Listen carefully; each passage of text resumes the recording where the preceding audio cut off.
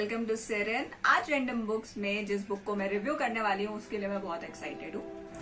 इसका नाम है the shades of saffron, Vajpayee to Modi.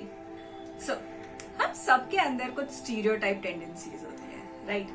अगर आप थोड़े ऑब्जर्वेंट हो, आप दूसरों पे भी ध्यान देते हो, तो आपने अपने ऊपर भी ध्यान दिया होगा और आपको पता चला होगा कि हाँ यार, ये चीजें जो मेरे दिमाग में है ये है थोड़ी स्टीरियोटाइप। बचपन से कुछ चीजें आप सीखते हो जो मैं नहीं मानती कि हमारी गलती है, या हमें कुछ चीजें मिलती ही हैं बचपन से, हम सीखते हैं आसपास, तो मीडिया हमें काफी ज्यादा सिखाती है, तो हमारे दिमाग में वो सब चीजें रहती हैं।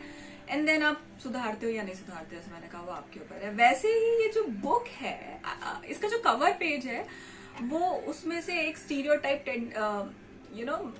इमोशन को जाहिर करवा देता है, कह सकते हैं मिरर दिखा देता है। तो ये जो आप देखोगे तो वैसे तो बहुत ही सिंपल दिखने में, ये बहुत ही सिंपल दिखता है ये इसका कवर पेज। सिर्फ 3 शेड है, व्हाइट, सैफरन और ब्लैक। सैफरन ये जो शेड है, यही अगर आप इंडियन हो ऑब्वियसली, तो हम सब जानते हैं कि सैफरन शेड को रिलीजियसली हिंदुइज्म से जोड़ा जाता है। देन इस शेड को बीजेपी गवर्नमेंट से जोड़ा जाता है, और वैसे ही इसका नाम लिखा है कि shades of saffron, then Vajpayee to Modi. It means कि बीजेपी के अलग अलग किरदारों को, लोगों को दिखाया गया है। इसके साथ जो ऑथर का नाम आता है, सबा नकवी, आई होप मैंने इनका नाम सही प्रोनाउंशिएट किया है। तो ये उस माइनॉरिटी कम्युनिटी से आता है या रिलीजन से आता है ये नाम, जिनके साथ हमेशा बीजेपी के कन्फ्लिक्ट को बताया जाता है, और यही मीडिया हमेशा हमारे दिमाग में भरती है या लोग भरते हैं। सो क्लिक होता है कि अच्छा, अगर इस नाम के ऑथर ने ये बुक लिखी है तो इसमें कुछ मसाला हो सकता है, कुछ नेगेटिव साइड आ सकता है। तो वो सोच कर और इंटरेस्टिंग बन जाता है ये कवर पेज। और मुझे ऐसा लगता है ये सिर्फ मेरे दिमाग का कीड़ा नहीं है, इस बुक को डिजाइन ही ऐसा किया गया है, कवर पेज को डिजाइन ऐसा किया गया है, टाइटल ऐसा दिया गया है कि किसी भी इंसान के दिमाग में ये बात आए। ओके, तो जैसे कि ये बुक है, अब ये जो बुक है ये इसका कवर पेज हार्ड कॉपी है।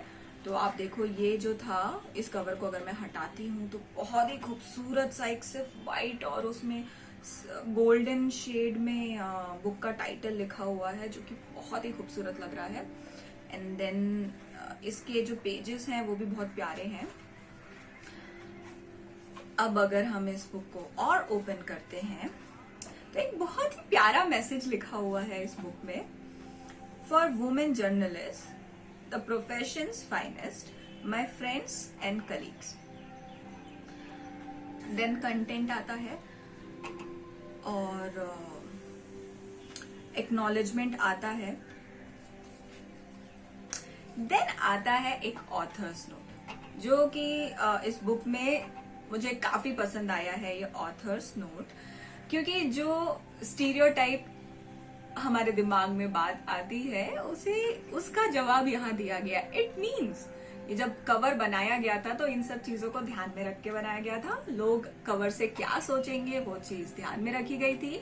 एंड देन ऑथर ने इस चीज को क्लियर किया है। उनने सबसे पहले तो ये बात क्लियर की है कि सी, मेरे नाम की वजह से या मेरे रिलीजन की वजह से बीजेपी में मुझे कोई प्रॉब्लम नहीं आई है, ना उन्होंने कभी बीजेपी के लिए कोई प्रॉब्लम क्रिएट करी है। एंड जो दूसरी चीज ऑथर ने अपने इस ऑथर नोट में बताई है, वो उनने बात करी है वुमेन जर्नलिज्म की, वुमेन जर्नलिस्ट की, कि उन्होंने ये चीज सपोर्ट करी है अपनी और भी वुमेन जर्नलिस्ट के लिए कि वो लोग बहुत ही अमेजिंग काम कर रहे हैं, वो अच्छा काम करते हैं, बट कहीं ना कहीं उन्हें फाइनेंशियली या पोजीशन वाइज उनका अभी भी वो ओहदा नहीं है जो कि उनके काम से होना चाहिए था।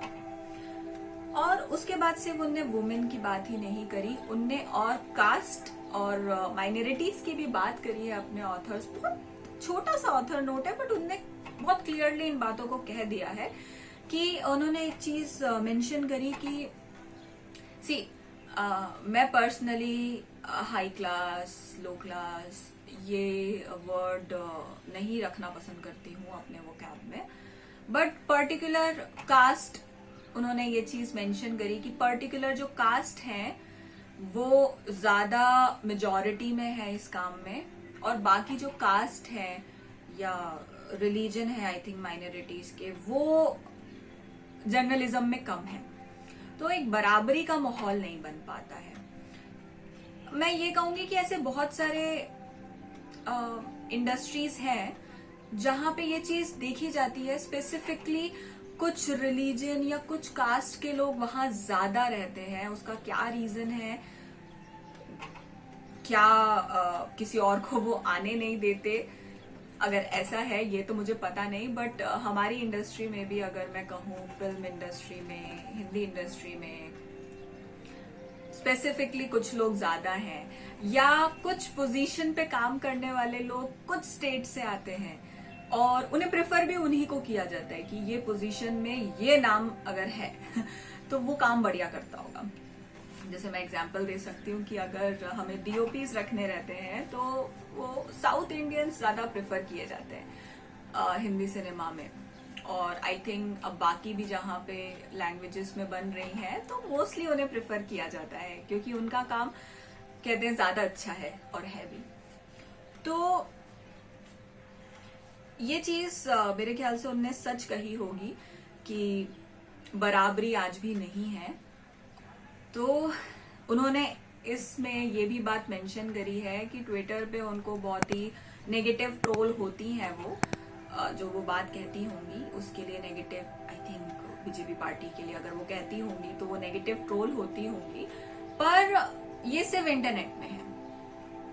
पार्टी से रिलेटेड लोग ऐसा कुछ नहीं करते उनके साथ। तो ये एक बहुत बड़ा आईना है जो इंटरनेट के लोगों को समझना चाहिए कि शायद आप जल्दी बेवकूफ बन रहे हैं, शायद आप कुछ ज्यादा रिएक्ट कर रहे हैं, इतना नहीं करना चाहिए, क्योंकि जो लोग उस ओहदे में बैठे हैं अगर वो ही इतना सम्मानजनक व्यवहार करते हैं तो आपको भी सीखना चाहिए। सबा नकवी ने जिस तरीके से ये पूरी स्टोरी लिखी है, ये एक्चुअली किस तरीके से बीजेपी गवर्नमेंट ने अपना काम शुरू किया, शासन में आए पहली बार वाजपेयी गवर्नमेंट के साथ, वहां से शुरुआत होकर मोदी गवर्नमेंट तक वो आती हैं, जिसमें बहुत ही आई थिंक रियल इंसिडेंट्स हैं जो उनने अपने पर्सपेक्टिव से बताए हैं। जो कि शुरुआत में मेन लोग जो थे, वो मेन जो फेस थे बीजेपी के, वो थे वाजपेयी और अडवाणी।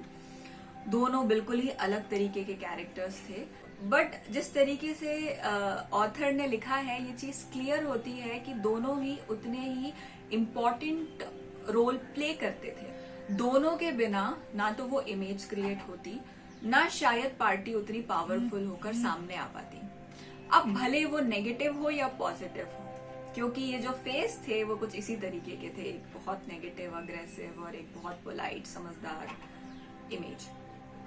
तो उनने इस चीज को क्लियर किया है और उनकी राइटिंग स्टाइल से मुझे समझ में आया है कि वो शायद ये मानती हैं कि इन दोनों के बिना कहीं तो इम्बैलेंस हो जाए। देन उन्होंने बहुत ही कुछ एंटरटेनिंग इवेंट्स लिखे हैं। तो ऑथर का जो राइटिंग स्टाइल है वो बहुत सिंपल है बट ट्विस्ट के साथ है। वो कुछ ऐसे स्पेसिफिकली वर्ड्स यूज करती हैं और जो ट्विस्ट क्रिएट करता है स्टोरी में, एक मसाला देता है, एक स्वाद देता है स्टोरी को। एक सिंपल सिर्फ इंफॉर्मेटिव कहानी नहीं चलती है ये, कि मतलब इंफॉर्मेशन टू इंफॉर्मेशन है, इंसिडेंट टू इंसिडेंट्स है इसमें, बट उनको लिखने का जो तरीका है वो ऐसा है कि मेरे जैसा इंसान जो कि नॉवेल्स, फिक्शन ज्यादा पसंद करता हो, उसे भी पढ़ने में ये बुक इंटरेस्ट है। एक बार आपने हाथ में ले ली है तो मेरे ख्याल से ये बुक आप खत्म करोगे ही, आप इसे रोकोगे नहीं बीच में, क्योंकि उनने जिस तरीके से इवेंट्स लिखे हैं, कई लोगों से वाजपेयी जी का कन्फ्लिक्ट, कैसे उनका बहुत ही सीधा साधा इमेज था, बट नहीं वो इतने सीधे होंगे बट भोले होंगे, बट बेवकूफ नहीं होंगे। तो किस तरीके से उनके जवाब आते थे, वो सब चीजें लिखी है, और जिस तरीके से लिखी है वो एक्चुअली इंटरेस्टिंग है। तो मैं सजेस्ट करूंगी कि आपको उन्हें पढ़ना ही चाहिए। मैंने उनके बाकी आर्टिकल्स तो ऑब्वियसली नहीं पढ़े हैं, बट अगर जिस तरीके से उन्होंने ये बुक लिखी है और वो वैसे ही लिखती है, तो मेरे ख्याल से उनके आर्टिकल्स भी बहुत ही इंटरेस्टिंग होते होंगे। और ये बिल्कुल टिपिकल हिंदी सिनेमा जैसी नहीं है, जिसमें कोई बहुत ही खतरनाक गंदा पॉलिटिशियन है। ऑथर ने, सबा नकवी ने, आरएसएस और बीजेपी के कन्फ्लिक्ट्स भी लिखे हैं। जैसा कि एक स्टीरियोटाइप हमारे सामने भी इमेज है कि आरएसएस और बीजेपी बिल्कुल साथ में ही काम करते हैं, बट ये भी सोचा जाता है कि दोनों के थॉट प्रोसेस एग्जैक्टली सेम है, सेम चीजों को मानते हैं, वैसा नहीं है।